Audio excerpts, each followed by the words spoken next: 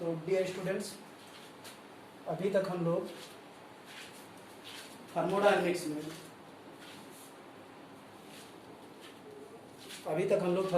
में isothermal reversible expansion, work done in isothermal reversible expansion तक cover कर चुके थे। और वो आ रहा था W equals to -2.303 nRT log V final upon V initial, या फिर -2.303 nRT log P initial upon P final.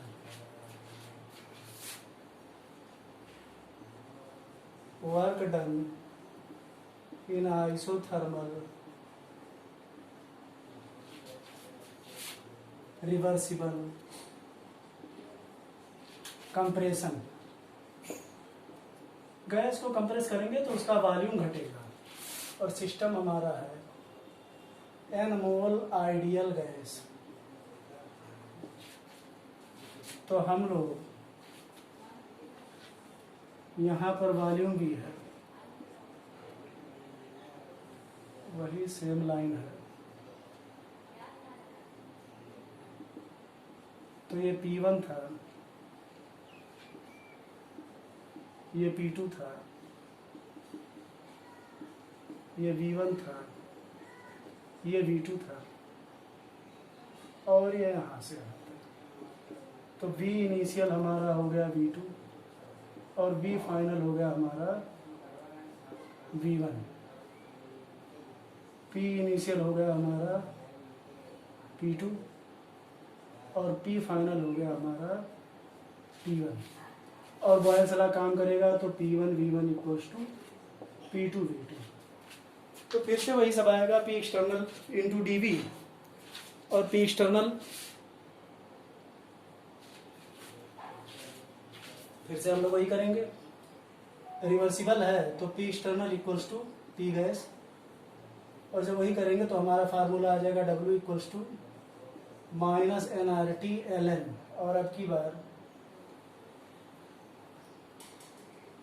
V final upon V initial, तो V1 अपान V2 हो जाएगा, या W इक्वल्स टू -nRT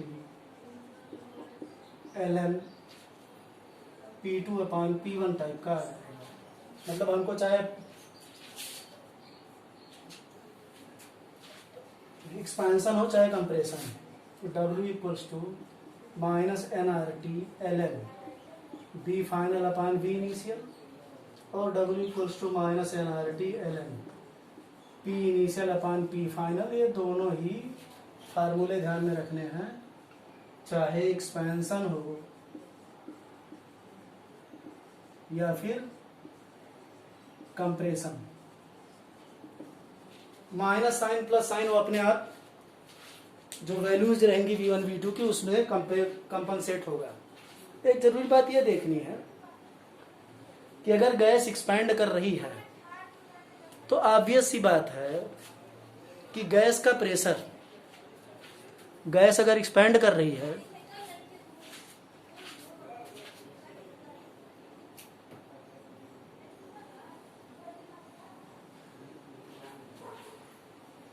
तो ये हमारा हो गया isothermal reversible compression.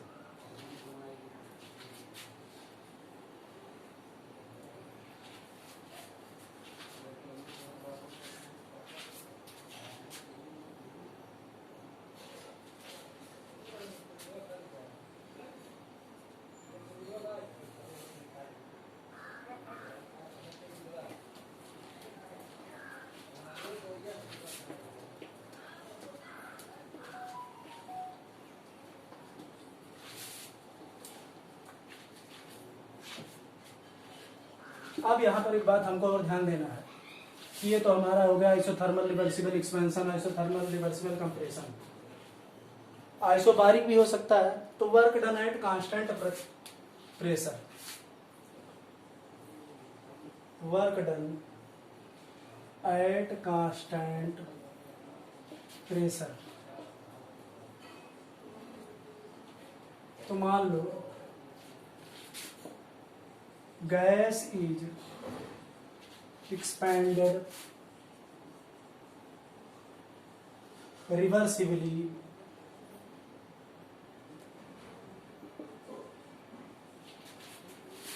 volume V1 to volume V1 to n mole of ideal gas V1 to volume V2 at constant pressure P.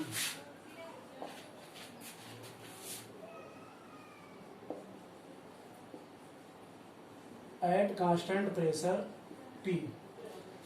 और यहाँ पर वॉल्यूम V1 है, तो यहाँ वाला जो टेम्परेचर है वो हमने लिखा T1 और यहाँ वाला जो टेम्परेचर है वो हमने लिखा T2। अब जो वर्क डन है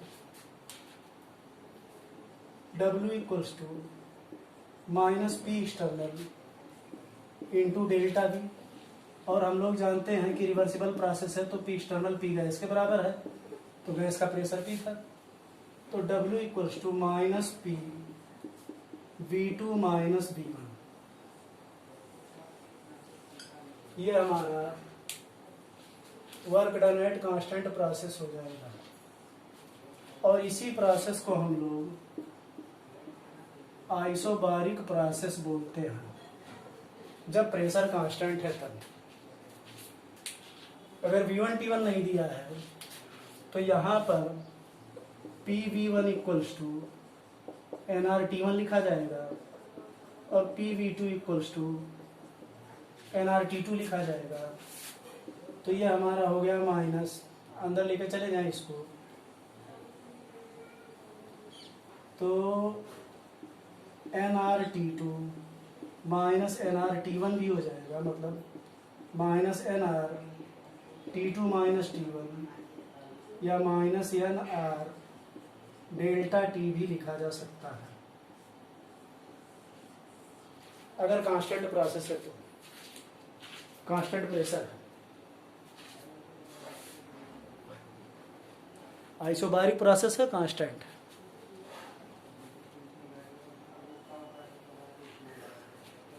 ये हमारा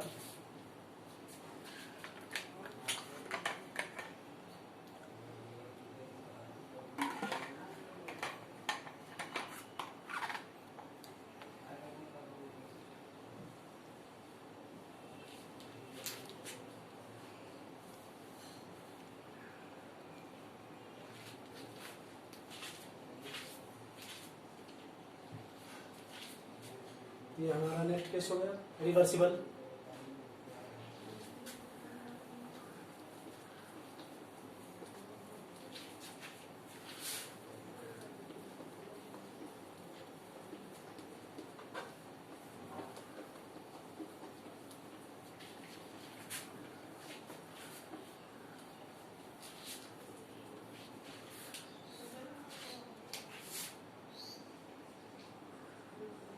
work done at constant volume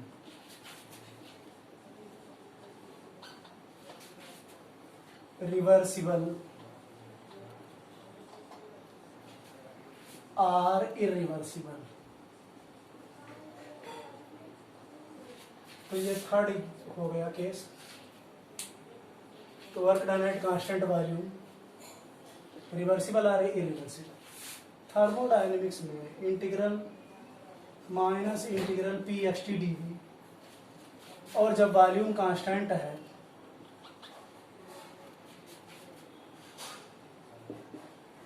तो चाहे डी वी लिखे और डेल्टा वी, ये तो हमेशा जीरो मिलेगा, तो डब्ल्यू जीरो मिलता है। तो अगर वॉल्यूम कांस्टेंट है तो आइसोकोरिक प्रोसेस है और डब्ल्यू हमको वर्क डन जीरो मिलेगा।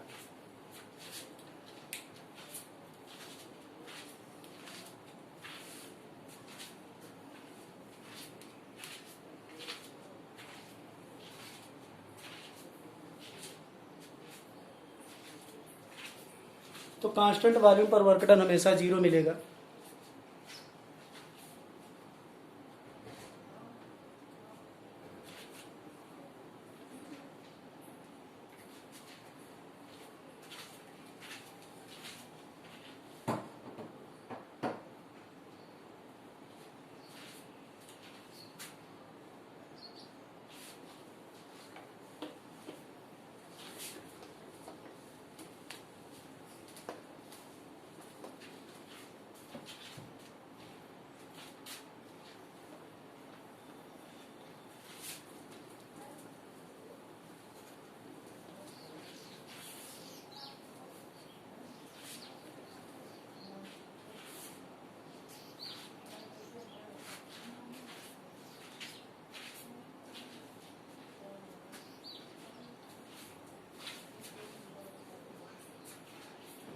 इस बात को। तो आइसोथर्मल हो गया रिवर्सिबल, और आइसोथर्मल रिवर्सिबल एक्सपांशन कंप्रेशन।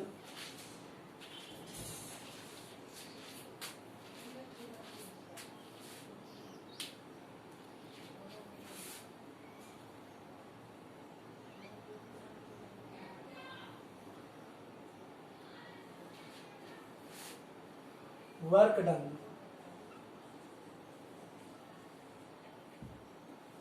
इन फ्री एक्सपेंशन,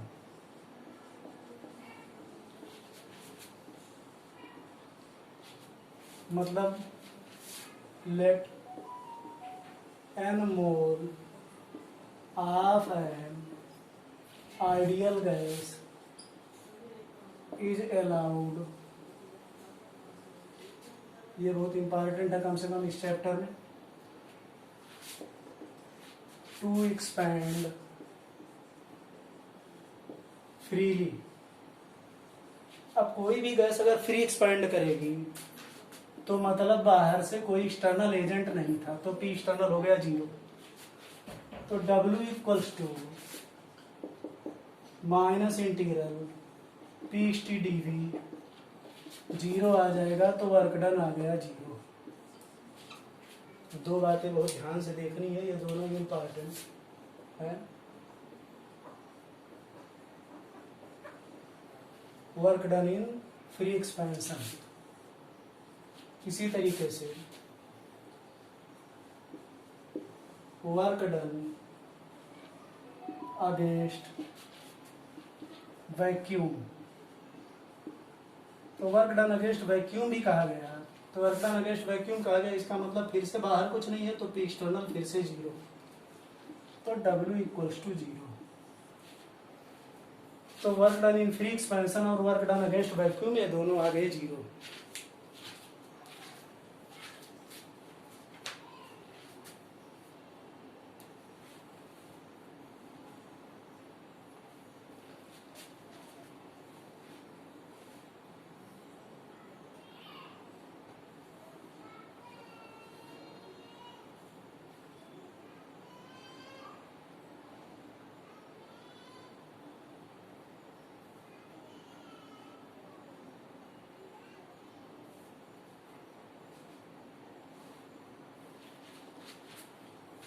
ठीक है।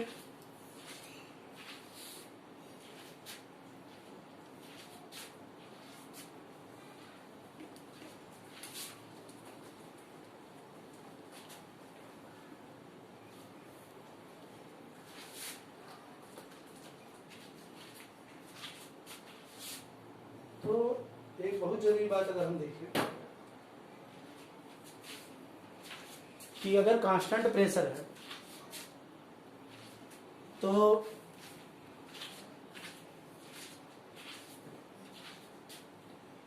एट कांस्टेंट प्रेशर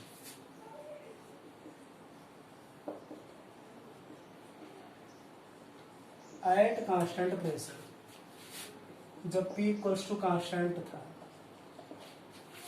कांस्टेंट, तो W equals to minus P x t delta भी हमने लिखा, तो delta U equals to if Q heat is given.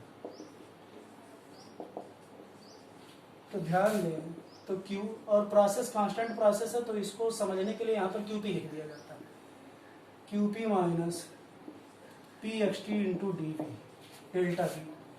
तो heat given at constant pressure, heat given at constant pressure, ये हमारा बराबर हो जाएगा QP लिखा जाएगा, और वो delta U plus P x t delta B के समेशन के बराबर आ जाएगा। दो बहुत इंपॉर्टेंट केस है, case 1, case 2। Eight constant volume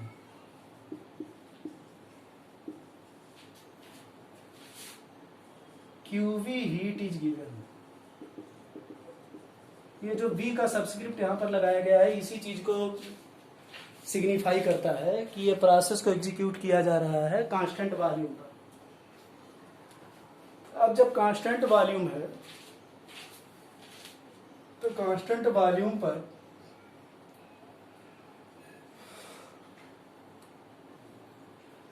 volume पर W हो गया 0, तो delta U equals to Q V plus 0, तो Q V equals to delta U। तो heat given at constant volume is equal to change in internal energy. Heat given at constant volume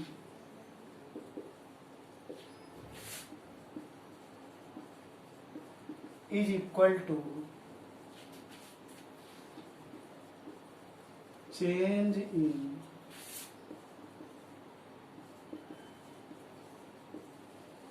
internal energy. ये हमारे दो case हो गए कि जब constant pressure पर हीट दी जा रही है तो QP delta U plus P delta भी हो गया।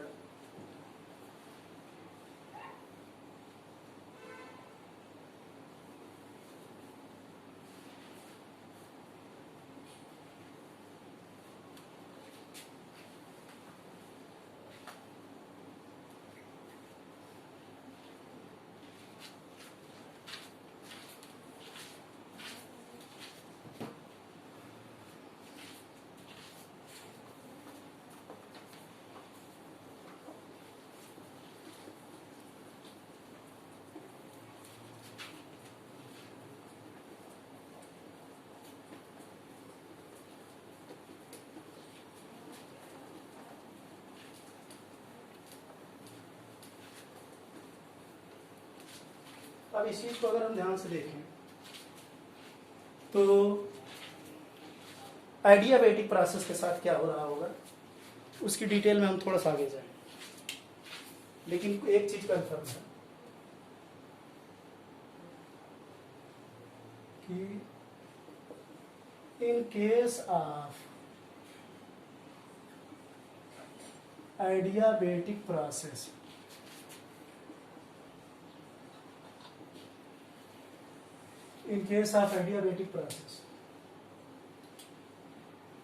Q इक्वल्स टू हो गया 0, तो delta U equals to minus W, delta U equals to W।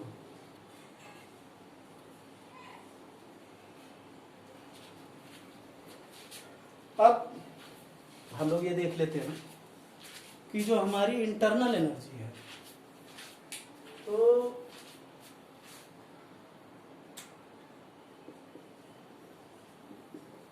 एक बहुत इंपॉर्टेंट कॉन्सेप्ट यहां से आ जाता है।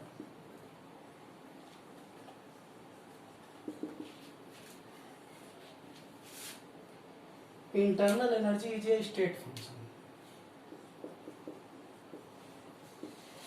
Internal energy is a state function. Internal energy हमारा स्टेट फंक्शन है। It depends only on the initial and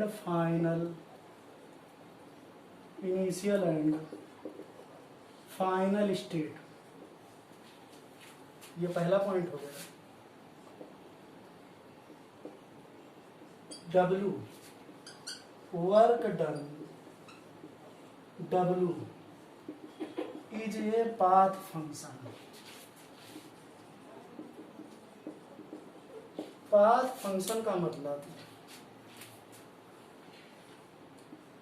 it depends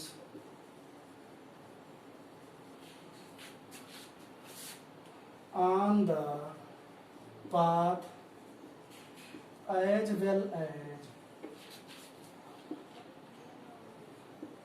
initial and final states। तो इसीलिए इसको पाथ फंक्शन कहा जाता है। इसी तरीके से Q is also a path function. अब इसका सिग्निफिकेंस, तो ये 3 पॉइंट हो गए कि इंटरनल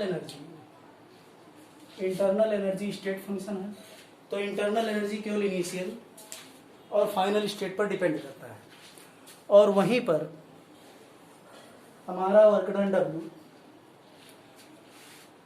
और Q पाथ फंक्शन है। पाथ फंक्शन का मतलब इनिशियल स्टेट और फाइनल स्टेट पर तो डिपेंड करते ही करते हैं, क्योंकि वो तो जरूरी है कि कहाँ से कहाँ तक गया। तो इस बात में तो ऐसी कोई डाउट ही नहीं होना चाहिए कि कोई ऐसा फंक्शन होगा जो स्टेट ऑफ द फंक्शन से इंडिपेंडेंट होगा। तो पाथ फंक्शन तो होगा ही होगा, मतलब स्टेट डिपेंडेंस तो रहेगी। अब इंटरनल एनर्जी स्टेट फंक्शन है, इसका सिग्निफिकेंस ये है कि किस पाथ से चेंज हुआ है उससे मतलब नहीं, जो इनिशियल स्टेट है और फाइनल स्टेट है उन पर डिपेंड करता है। इसी तरीके से जो Q हमारा है वो भी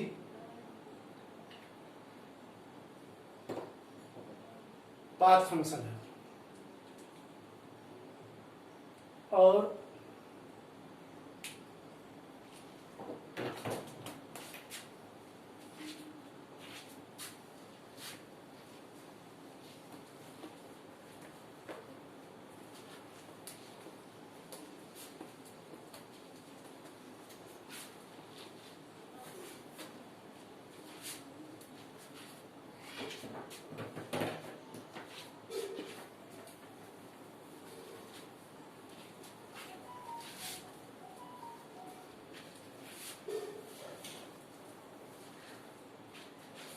अब हम लोगों को इसका सिग्निफिकेंस देखना है कि मान लो ये पीवी ग्राफ है और यहाँ इनिशियल स्टेट है, यहाँ पर फाइनल स्टेट है, कोई भी चीज ये है इनिशियल स्टेट है और फाइनल स्टेट। यहाँ पर प्रेशर P1 है और वॉल्यूम V1 है, यहाँ पर प्रेशर P2 हो गया और वॉल्यूम V2 हो गया। प्रोसेस से मतलब नहीं। तो इंटरनल एनर्जी, यहाँ पर इंटरनल एनर्जी U1 है और यहाँ पर इंटरनल एनर्जी, या यहाँ पर इंटरनल एनर्जी U इनिशियल है और यहाँ पर इंटरनल एनर्जी U फाइनल है।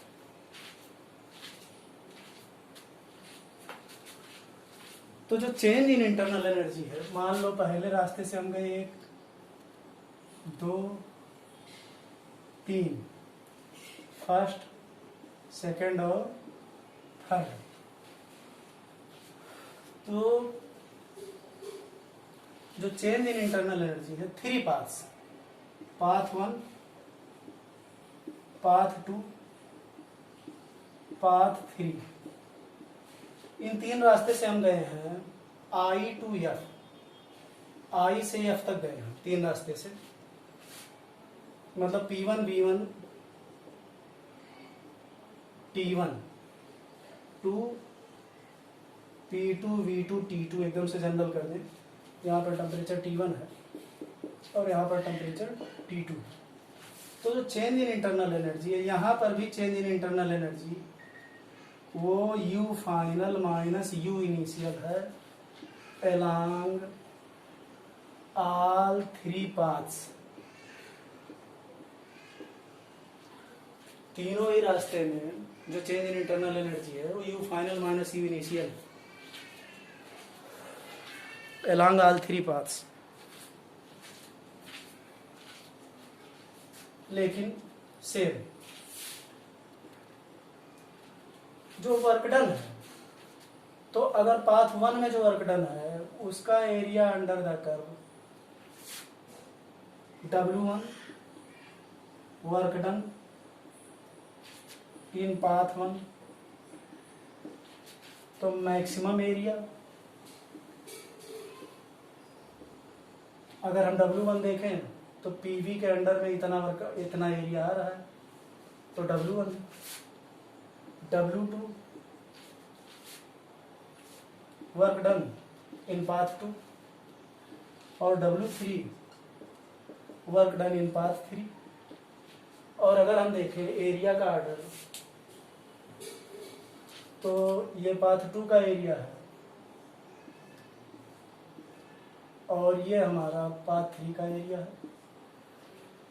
तो W1 सबसे बड़ा है, तो numerically W1 greater than W2 greater than W3। कौन डिसाइड कर रहा है? Area under the curve. Area under the curve से बात डिसाइड हो रही है।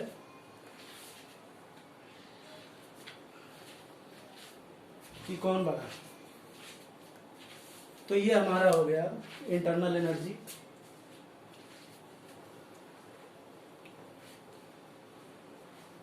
तो चेंज इन इंटरनल एनर्जी 3 रास्ते में होगा।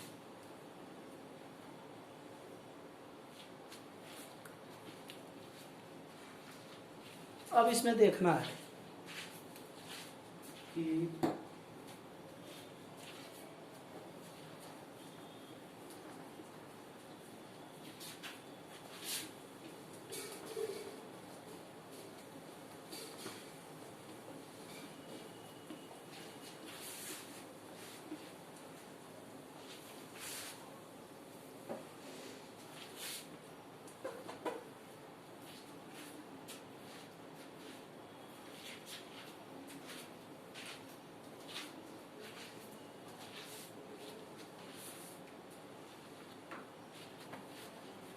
वर्क डन इन एरिया एडियाबेटिक हो गया। वर्क डन इन इरिवर्सिबल प्रोसेस, इन इरिवर्सिबल प्रोसेस। तो इरिवर्सिबल प्रोसेस के केस में वर्क डन हमेशा -PXT डेल्टा V से निकलेगा ऑलवेज, चाहे जो -PXT डेल्टा V। तो मान लो जो इनिशियल स्टेट था वहां पर P1 था, V1 था और वॉल्यूम था T1, n mole of an ideal gas. हमारा जो सिस्टम है वो n mole of an ideal gas है।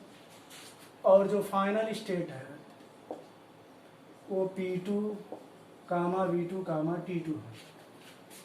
तो ये क्या है? गैस का प्रेशर है। और P एक्सटर्नल एजेंट है। तो W equals to -PXT, V2 -V1 भी लिख सकते हैं। तो W इक्वल्स टू -PXT, यहाँ पर यह हो जाएगा P1 V1 equals to nRT1 और P2 V2 equals to nRT2। तो यहाँ से V1 equals to nRT1 upon P1 और V2 equals to nRT2 upon P2। ये भी बहुत इम्पॉर्टेंट है।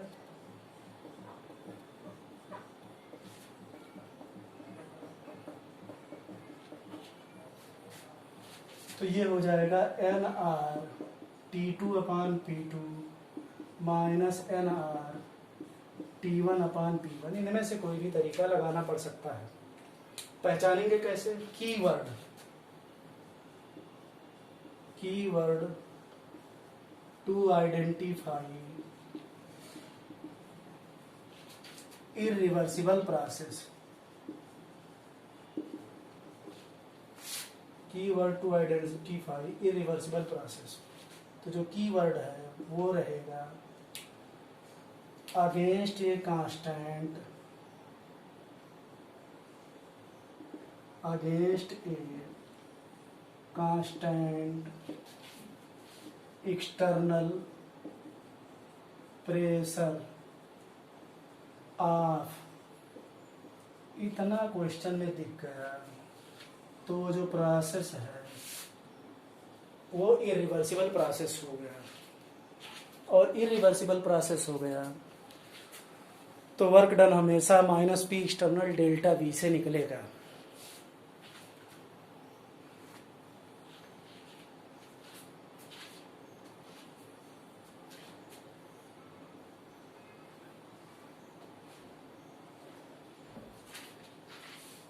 ठीक है बेटा, जैसे ही हमने ये वर्ड देखा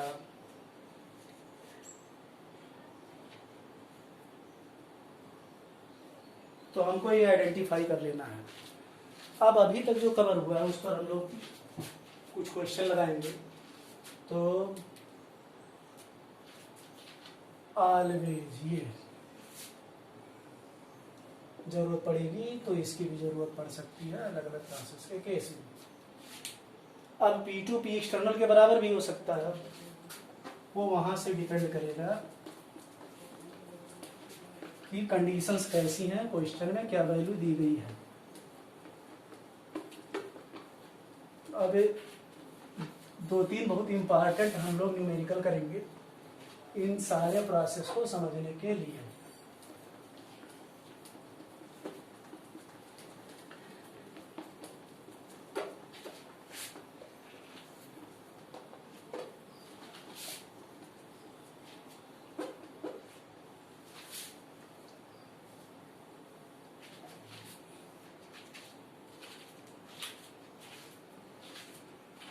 क्वेश्चन में कहा जा रहा है 2 litre of an ideal gas eight A pressure of 10 atmosphere.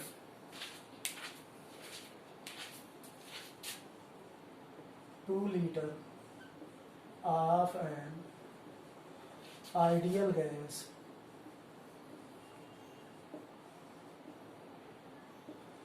at 10 atmosphere is allowed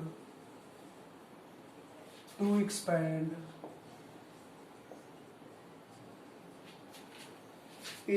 expand isothermally into vacuum until its volume isothermally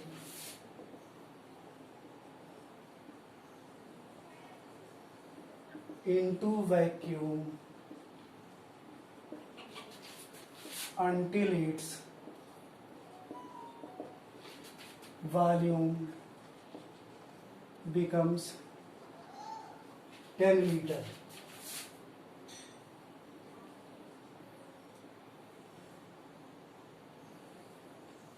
How much heat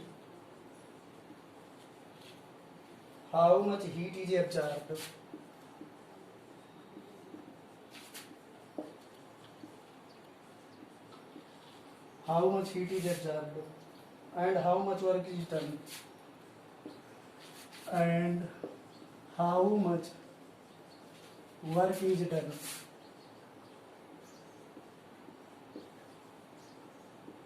in this expansion। कहा गया कि किसी आइडियल गैस का 2 लीटर है, pressure 10 atmosphere है, is allowed to expand isothermally into vacuum. यहां पर देखना है ध्यान से, इनटू वैक्यूम कह दिया गया। अब जब इनटू वैक्यूम कह दिया गया तो वर्क डन अगेंस्ट वैक्यूम कितना हो जाता है?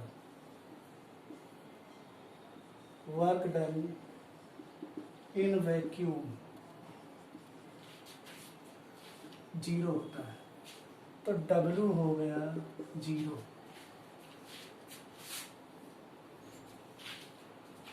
और आइसोथर्मल है,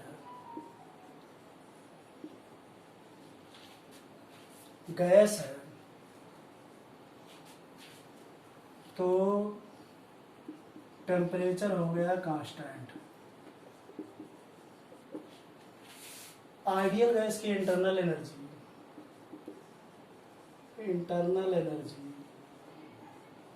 ऑफ एन आइडियल गैस, ये पिछले क्लास में हम लोगों ने पढ़ा था। Ideal gas is direct function of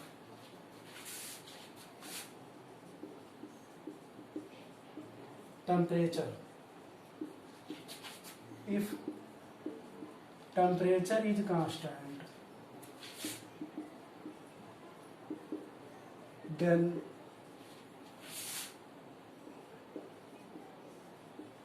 internal energy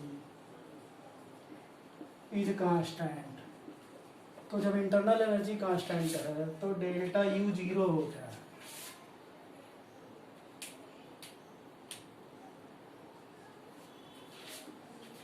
तो इस बात का बहुत ध्यान रखना है, यह अलग से पॉइंट बनाकर नोट भी करना है। तो डेल्टा यू जीरो हो गया, डब्ल्यू जीरो है, क्यू भी जीरो हो जाएगा क्योंकि delta U equals to Q plus W है।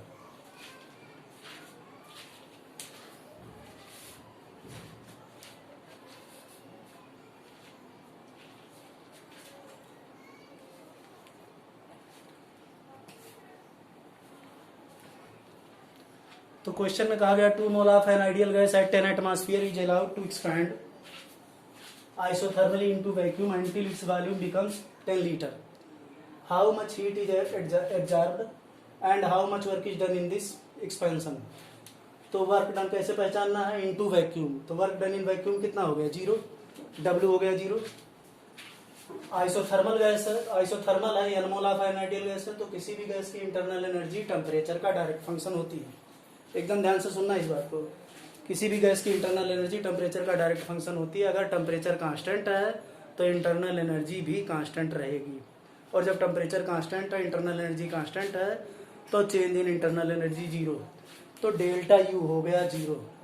अब delta U equals to Q plus W. Delta U 0 है, डब्ल्यू 0 है, तो क्यू अपने आप 0 हो गया इस क्वेश्चन में।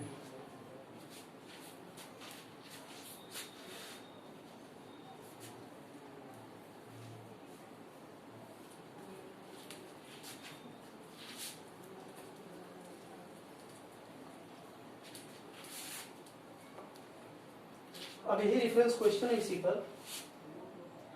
नेक्स्ट प्रॉब्लम जो है उसमें कहा गया consider the same problem but this time, ये क्वेश्चन 1 है। Question 2, consider the same problem above problem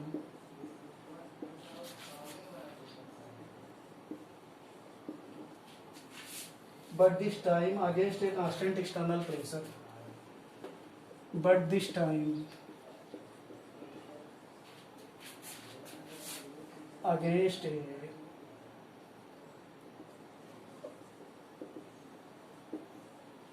constant external pressure of 1 atmosphere। कहा गया कि 2 लीटर था, 2 लीटर 10 एटमॉस्फेयर पर कोई गैस थी इनिशियली, जिसको against constant external pressure 1 atmosphere कहाँ तक एक्सपेंड किया गया है? 10 लीटर तक एक्सपेंड किया गया। तो अब हम लोगों को इसी प्रॉब्लम को, ये हमारा था। अब ये प्रोसेस हम लोगों को देखना है कि रिवर्सिबल है कि इरिवर्सिबल। और अभी कुछ देर पहले हमने डिस्कस किया था कि ये कीवर्ड, हमको कीवर्ड क्या पहचानना है। यहाँ पर किया गया है against constant external pressure of. तो ये लाइन लिखी हुई है, ये लाइन देखकर हमको समझ जाना है कि ये प्रोसेस इरिवर्सिबल है। और जब इरिवर्सिबल प्रोसेस है तो W कैसे निकलेगा? Minus P external delta V। अब इस क्वेश्चन में पी एक्सटर्नल हो गया 1 एटमॉस्फेयर और V1 हो गया 2 लीटर और V2 हो गया 10 लीटर। तो W equals to minus P minus 1 atmosphere V2 minus V1, V2 minus V1, तो माइनस 1 एटमॉस्फेयर और 10 लीटर माइनस 2 लीटर। तो ये हो गया माइनस 8 लीटर एटमॉस्फेयर। अब 1 litre atmosphere equals to 101.3 joule, ये रेट ऑफ कन्वर्जन है। तो यहाँ पर ये वैल्यू हम लोग रख देंगे, तो ये इसका आंसर निकल जाएगा।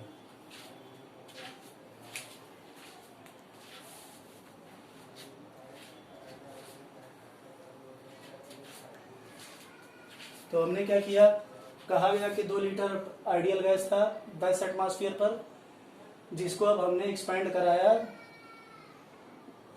10 लीटर तक, लेकिन against constant external pressure of 1 atmosphere. तो V1 हो गया 2 लीटर, P1 हो गया 10 एटमॉस्फेयर, इनिशियल कंडीशन ये थी। बाहर से एक एक्सटर्नल एजेंट लगाएगा 1 एटमॉस्फेयर, वॉल्यूम 10 लीटर हो गया। अब अगेंस्ट कांस्टेंट एक्सटर्नल प्रेशर हो गया तो प्रोसेस हमारा इरिवर्सिबल हो गया। इरिवर्सिबल हो गया तो वर्क डन का -PXT/dV। और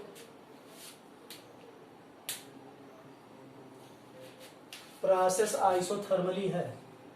जब प्रोसेस आइसोथर्मल है, और पिछले प्रॉब्लम का पार्ट है आइसोथर्मल है,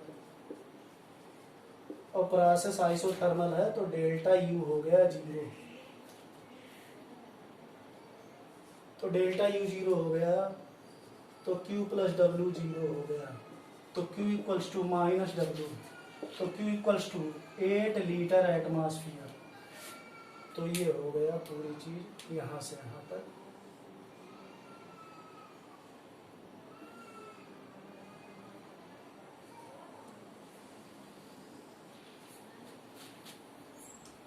आइसोथर्मल है, इरिवर्सिबल है, तो डेल्टा U 0 हो जाएगा। डेल्टा U = Q + W, तो Q + W 0 हो जाएगा, Q = -W, और W हमारा आ रहा था -8 लीटर एटमॉस्फेयर, तो Q = 8 लीटर हो जाएगा।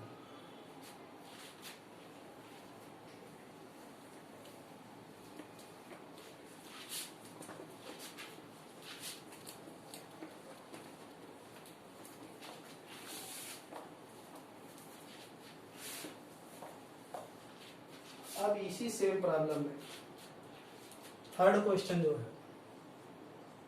Consider the same expansion.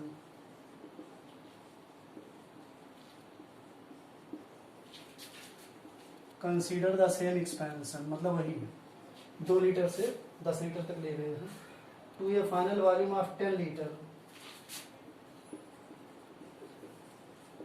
To a final volume of 10 litre reversibly. तो मतलब अब केस कौन सा हो गया, केस हो गया आइसोथर्मल रिवर्सिबल एक्सपेंशन। तो V इनिशियल था हमारा 2 लीटर, V फाइनल था हमारा 10 लीटर, और नंबर ऑफ मोल्स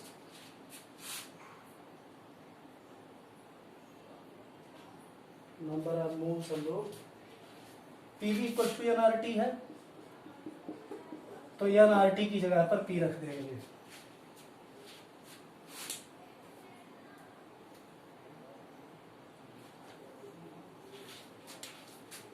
तो फार्मूले में हो गया W = -2.303 nRT log V final upon V initial, और nRT की वैल्यू PV, और PV कितना हो जाएगा, P initial = 2 litre, sorry P initial हो गया 10 एटमॉस्फेयर, और V इनिशियल हो गया 2 लीटर। तो ये हो गया W = -2.303 nRT की जगह पर PV, PV की जगह पर 1 × 2 log 10/2, और इसको सॉल्व करेंगे तो ये हो जाएगा लीटर एटमॉस्फेयर। तो -2.303 × 2 × log 10 को हम लोग लिख देंगे 1 - log 2 लीटर एटमॉस्फेयर, और log 2 की वैल्यू 0.3 रख देंगे, तो यहाँ से निकल जाएगा, लीटर एटमॉस्फेयर वाला कन्वर्जन कर लेंगे। और आइसोथर्मल है अभी भी, तो T कांस्टेंट है, तो डेल्टा U 0 है, तो Q + W = 0, तो Q = -W, तो इसी की पॉजिटिव वैल्यू हो जाएगी। तो ये हमारे 3 केस हो गए जिसमें हम लोगों ने वर्क डन डिस्कस किया है। ऐसे ऐसे इसको कैलकुलेट करना है। इसको अब थर्ड केस में कहा गया कि यही सेम एक्सपेंशन हमने किया है 2 लीटर से 10 लीटर तक, लेकिन इस बार रिवर्सिबल। तो बी इनिशियल हो गया 2 लीटर, बी फाइनल हो गया 10 लीटर। फार्मूला हमारा -2.303 nRT log V final upon V initial. Number of moles दिया नहीं है, टेम्परेचर दिया नहीं है, लेकिन हम लोग एक बात जानते हैं PV इक्वल्स टू nRT होता है। तो P initial V initial 11.5 atmosphere और बी इनिशियल है 2 लीटर। तो -2.303 nRT की जगह पर PV रख दिया गया, ये वैल्यू आ गई। लाग 2 की वैल्यू यहाँ पर रख देंगे, तो ये लीटर एटमॉस्फेयर है। 1 litre atmosphere equals to 101.3 joule. अब डेल्टा U 0 है क्योंकि आइसोथर्मल है, तो Q प्लस W 0, तो Q इक्वल्स टू -W। तो ये हमारा वर्क डन और कुछ इम्पॉर्टेंट, ये बहुत इम्पॉर्टेंट क्लास है। अब इसको अभी हम लोग यहाँ पर कंक्लूड करते हैं।